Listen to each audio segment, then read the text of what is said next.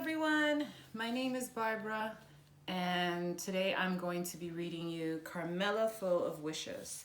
This is a book written by Matt de la Pena, and the beautiful pictures in it were illustrated by Christian Robinson. I am first generation Dominican American.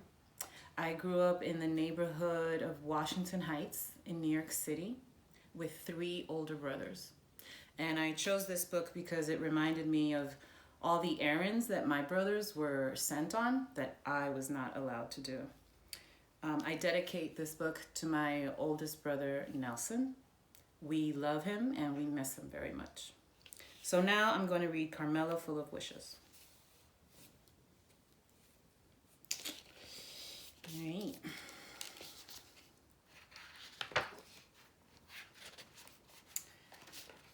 Carmela scootered along the uneven dirt path, watching men stoop to work with their hands, her birthday bracelets jingling and jangling.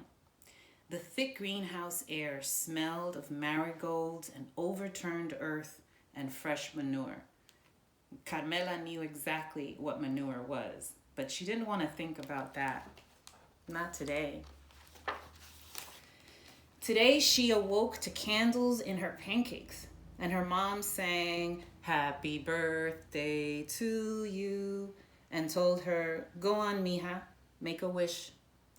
But Carmela's wish had already come true.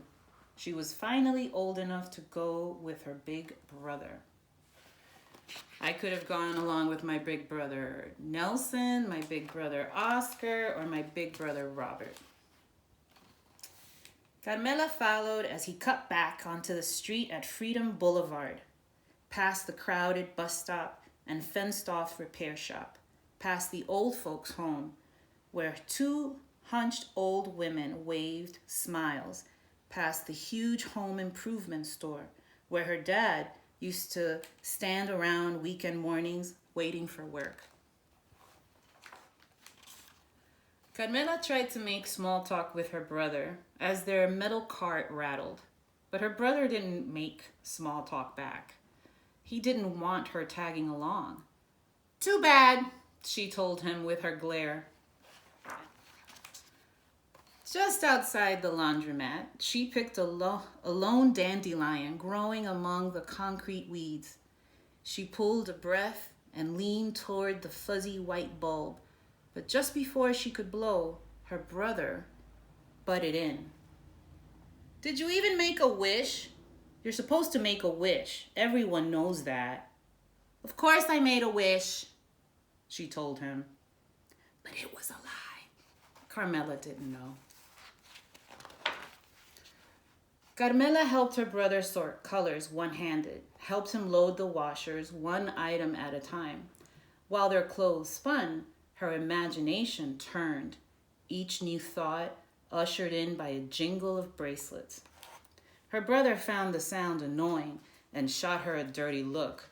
"Too bad," she told him with her glare. She jingled her bracelets as she rode up to Miss Maria's vegetable stand, imagining a machine built into her bedroom wall, one that would spit out anything she could think of, but mostly candies. She jingled her bracelets in line at the locksmith shop, imagining her mom sleeping in one of those fancy hotel beds she spent all day making for fancy guests. She jingled her bracelets at the bodega down the block from their old apartment building, imagining her dad getting his papers fixed so he could finally be home. She jingled her bracelets outside the pharmacy, eyeing the shiny new bikes in the window. Her brother stopped in his tracks. "Why do you have to be so annoying?" She thumbed her bracelets at him and said, "It's a free country." The only time she didn't reach for her bracelets was when her brother ducked into his friend's house.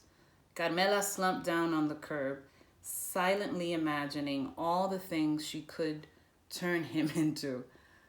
The slimy pink tail of a rat, a cockroach scurrying away from the light, a wheelbarrow full of manure left in the sun. She stared down at the dandelion in her hand.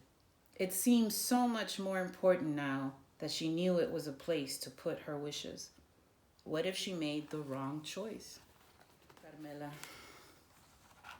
Carmela tried to hop a curb on the long trip home, but her tire caught her handlebars twisted, and she went crashing to the concrete. Don't cry, don't cry, don't cry. But then she saw her dandelion crushed beside the drain. She looked up at her big brother, warm tears rolling down her cheeks. He lifted up her scooter. You okay? She shook her head and pointed. My wish.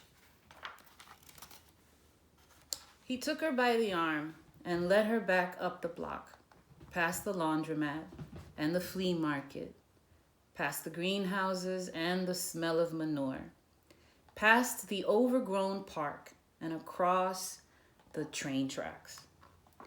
He didn't stop until they made it to an abandoned farmhouse near a cliff overlooking the sea. Close your eyes, he said.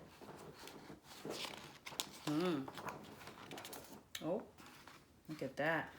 Carmela closed them. Now make your wish, he said. Carmela listened to the ocean's hum in the distance. She listened to the squawking birds. She listened to the wild whistling past her ears. Then she opened her eyes. She saw hundreds of tiny white spores lifting into the air, floating out toward the far-off surf. The sky was full of wishes.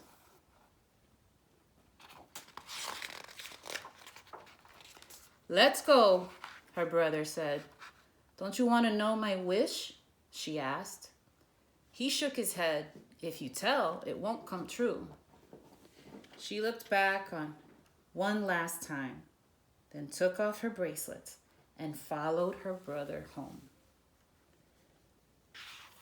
I think Carmela had a pretty good birthday. Thank you, everyone. I hope you enjoyed this book, Carmela Full of Wishes. Don't forget to pick it up at your local library by Matt de la Pena and Christian Robinson. Thank you.